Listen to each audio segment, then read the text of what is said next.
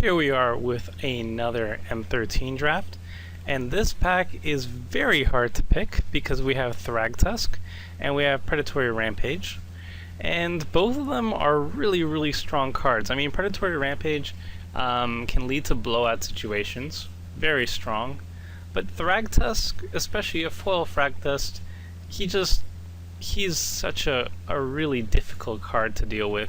The really unfortunate thing is whichever card we're taking, though the person we're passing to is definitely going to be taking the other card. They're just that good.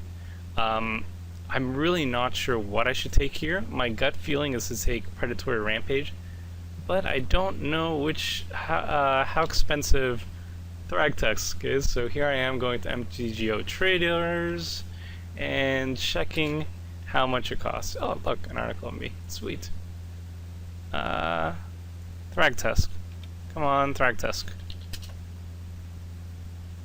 Okay, it's not showing up, so I'm just going to take the Thragtusk because I think it's going to take a fetch a pretty penny, and they're both really good cards. I also passed the Predatory Rampage and all that other stuff, but it really didn't matter. Thragtusk was the card. It's also something I'd be willing to splash if I don't get any other good green picks. And again, it's very unfortunate that it just passed Predatory Rampage, but I had to because I think Thragtusk costs at least like 5 ticks. Well, that's like a pack in a bit. Here, I think the best card here is Turn to Slag. It's that or Chaomancer, really.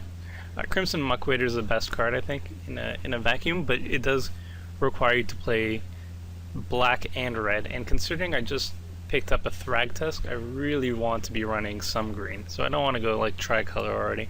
I'm just going to take the Turn to Slag here. Another Turn to Slag, a Prey Upon. I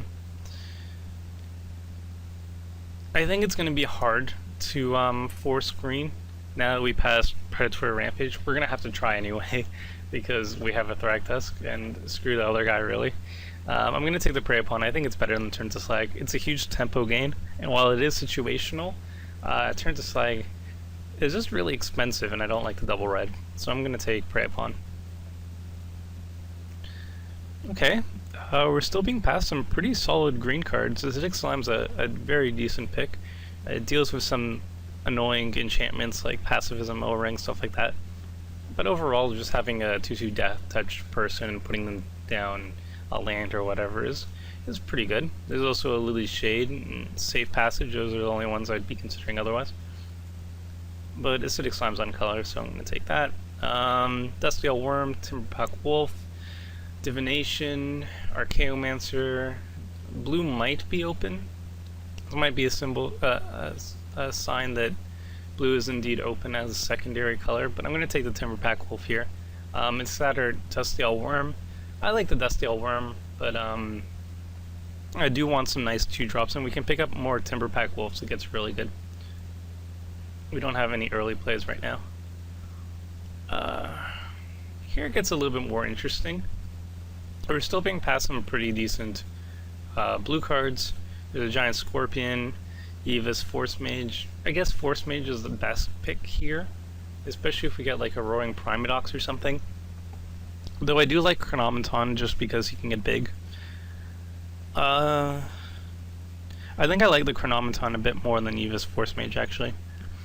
I like that he can just sit there. He's a 1-drop, so that's something to do 2-in-1, and he can just sit there and become a threat eventually. So I'm going to take him here. Not an awful lot here. It's either War Priest or the Duty Bound Dead, both of which are pretty strong picks. I think Duty Bound Dead's a little bit better. War Priest is a Silvercoat line, just better situationally. But I think I'm going to just take the Duty Bound Dead here. Another late Divination. A Vidalcan Entrancer and a Duskdale Worm. I'm pretty deep into green at this point, and I don't know if I'm going to be getting into blue yet. I think blue is Divination is better than Duskdale Worm, but I'm not really sure if it's open. So, I mean, it's pretty late, but yeah, Duskdale Worm's on color at least, so I think it's just a safer call right now. Ranger's Path could get played. There's also a Mark of the Vampire. Ranger's Path.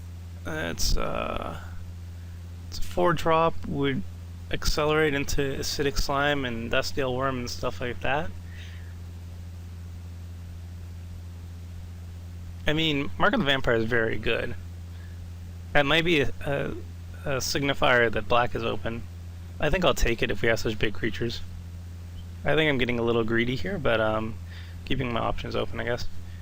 Safe Passage, Revive.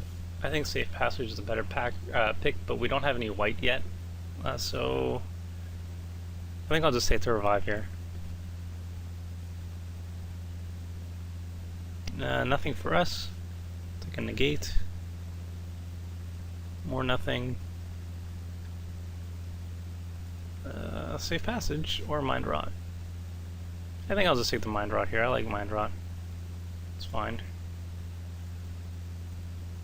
So I'm fully expecting this upcoming pack to be totally cut green, or at least somebody beside me taking the best green pick first, which is unfortunate. Maybe black will stay open and then we could just balance it out by getting some good black cards and then taking good green cards pack 3.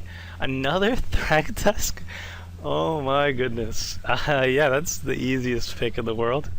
What else would be a pick afterwards? I'd say Bloodhunter Bat, Flinthoof Boar, maybe, Mindclaw Shaman. Yeah, no, Thragtusk, a second Thragtusk is just nuts. Okay.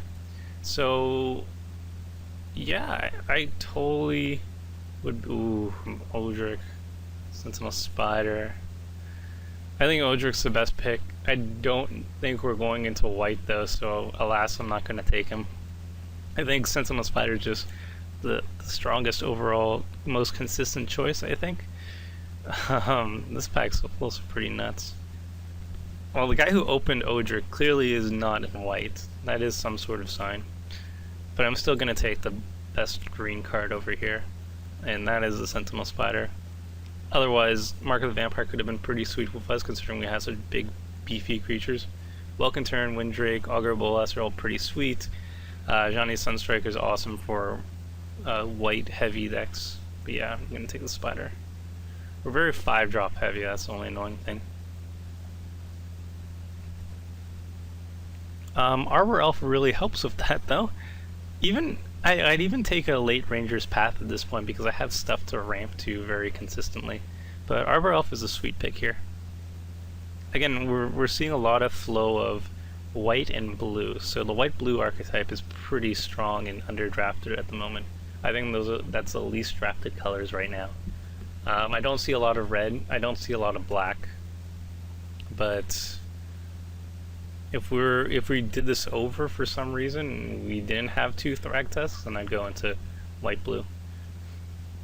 Farseek is definitely something I want to do. Again, we're passing crazy good blue cards. Switcheroo is one of the best removals in the format, but Farseek is ramp, and it's ramping into our giant 5-drops, which is something I really want to do.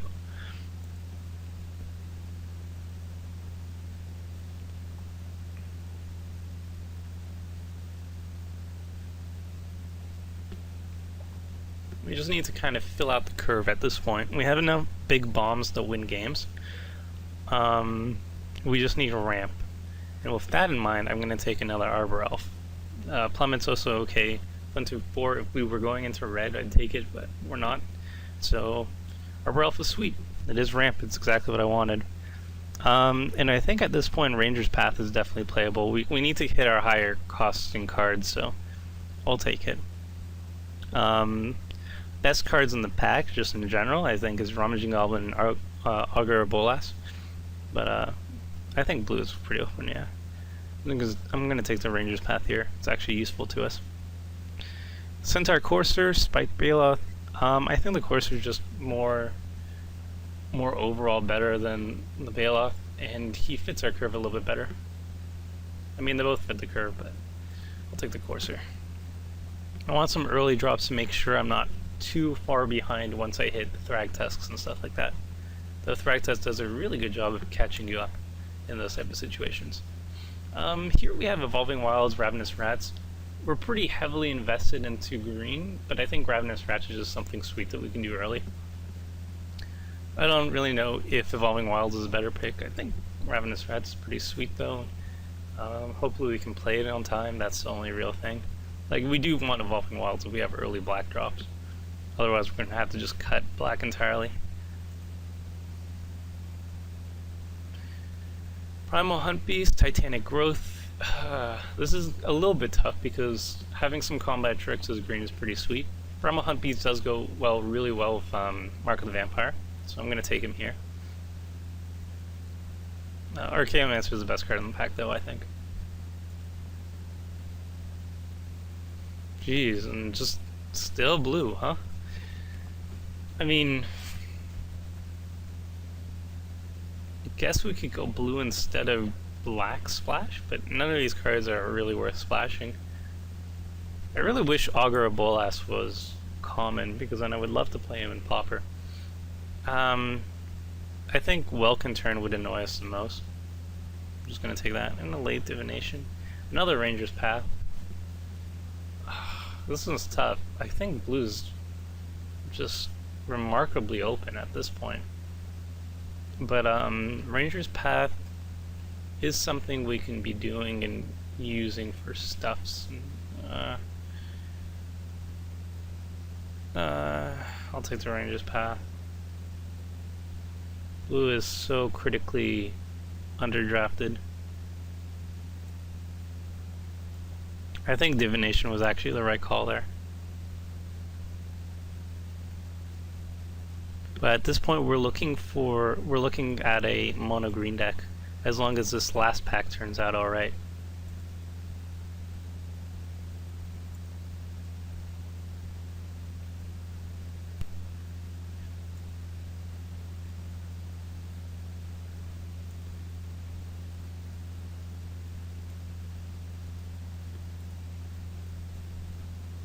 Somebody took a land over Angel's Mercy, which is not something you see every day. Whew. So there's there's Farseek for us, which I think I'm going to be taking. I don't see myself taking Tauron's Invocation or Magma Quake, which I think are the two next best cards. Oh, well, Farseek actually doesn't really help our game plan, does it? If we're going mono green. I mean, I guess we're running... This is sucky. I think I'm going to just take the Tauron Invocation. I'm going to try and go greedy here. I don't know. Farseek is okay if we are sticking with black. Minor black cards we have. But we have nothing in black really worth splashing.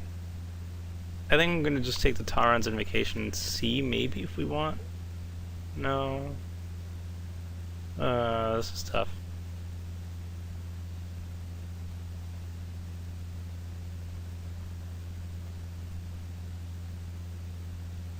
I think I'm going to take the Farseek and just... I'm going to take the Invocation. And then a Tauron. Are you kidding me, guys? Wow. Okay, I really should have taken the Divination over the Ranger's Path. This is silly. Tauron just doesn't work in our deck whatsoever.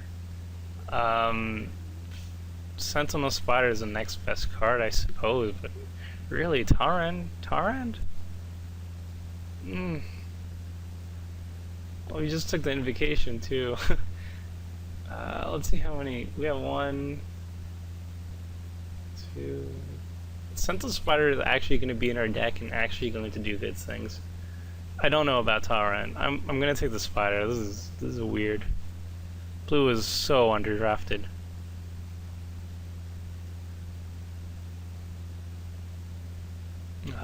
Basically nothing for us.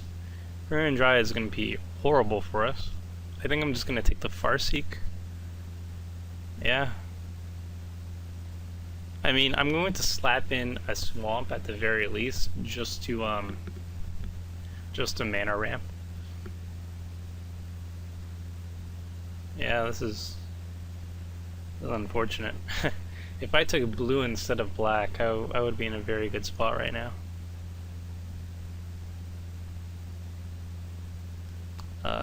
Over here, we got another Ranger's Path, which is not very interesting.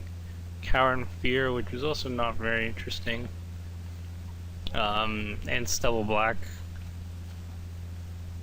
I guess it is removal though, so that's something. It's that or Shade or another Ranger's Path, and we don't want another Ranger's Path. I think I'm just gonna take the Karen if you're here. The Shade's not gonna be good. We're so heavily invested into green.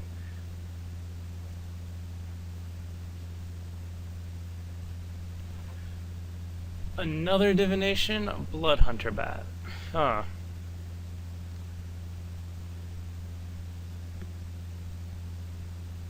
Now the question is, do we want to just jump into blue? Or do we want to keep with black? We have a Tauren's Invocation, which is pretty good. I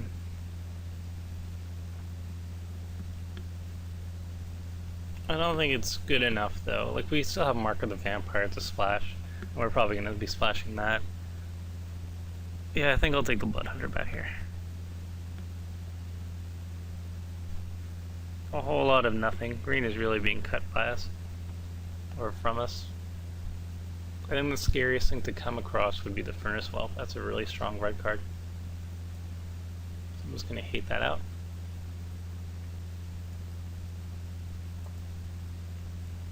Ringo's Athrid is playable. Even if it's not a black creature, regeneration is pretty sweet. I don't think we need any more playables, right? So yeah, I'm just gonna take it. Just in case. Elvish Visionary is something I definitely want, yeah. Early drops, some draw. A whole lot of nothing here. Jeez, I'm so shocked that blue was so open. Blue is insanely open.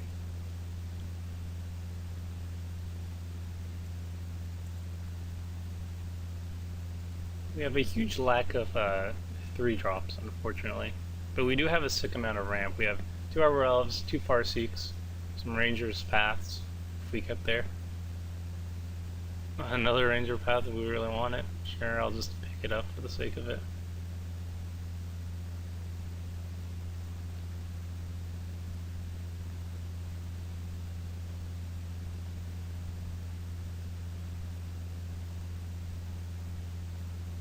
I think we are going mono green. I'm going to splash maybe the Bloodhunter Bat and Mark of the Vampire, but I don't see myself splashing the other cards, the other black cards.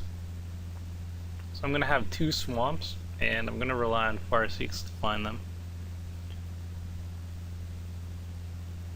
Probably cut the rest, like so.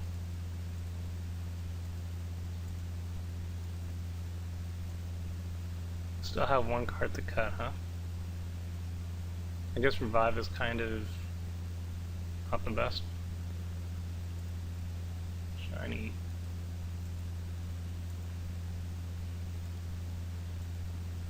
Honestly, as long as we get to the Thragtusk, we're absolutely fine.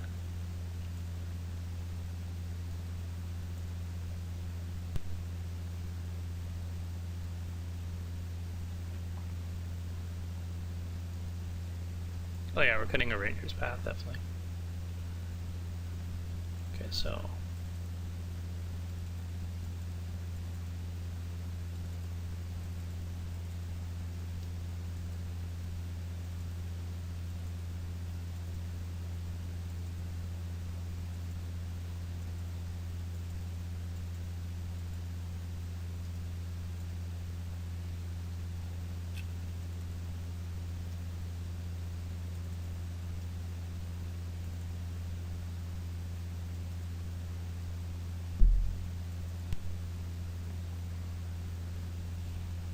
okay, here's our deck as I see it. Notice the critically low amount of 3 drops, which is pretty unfortunate. And even Revive doesn't really count as a 2 drop. These things I can actually do on turn 2. These things I can do turn, well, Prey Upon I can't do turn 1, can I? But the rest here is pretty legitimate. It's a little bit annoying that we didn't get into blue. I just didn't recognize it as being that open, and then once I saw like Tauren's Invocation, such a late divination, then I had to pass the tower on myself. It's kind of upsetting. In general, though, we don't have that many instants and sorceries to actually make Taran that good. I mean, obviously, if we took more blue cards, then he would have been better. So, boo on me for taking, like, extra Rangers paths over Divinations, like, pick 8. But, oh well, we still came out with a pretty good deck. We have Ramp into double Thragtusk into Sentinel Spider, that's the Worm. I'm splashing just Mark of the Vampire and Bloodhunter Bat for 2 reasons. One reason, because they're pretty good cards. Well, they're really good cards, especially Mark of the Vampire on all these beefy creatures. That'll be fun. But also, it gives me an excuse to run 2 Swamps for Farseeks. And Farseek, unfortunately, doesn't grab forests, so it would be a waste if I didn't have any splash whatsoever to put them in. So yeah, that's the deck. I think 15 and 2 is a-okay. I purposely made sure I don't have any early black drops. I left it only has 4 drops, so it will heighten the chance that we get like Farseek or the 2 Swamps before we find those. Yeah, so the game plan is Ramp, Thragtusk, Dusty Elworm, and should work out just fine. Also, Fungal Sproutings with Thragtusk is pretty awesome. Yeah, so that's a deck. Let's see how it goes.